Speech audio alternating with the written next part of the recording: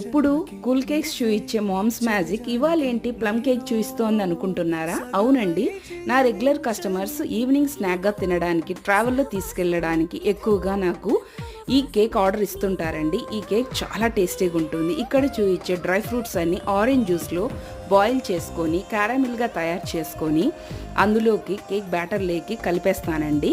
అలాగనే మన ఇండియన్ మసాలా చెక్క, లవంగ, యాలక్క ఇవన్నీ జాజికాయను కూడా మిక్సీ పట్టి కొద్దిగా మోతాదులో కేక్ బ్యాటర్ లేక్ కలుపుతాను. అలాగనే నూనె లేకుంటే ఎటువంటి డాల్డా యూస్ చేయకుండా అమూల్ బటర్ని యూస్ చేస్తానండి.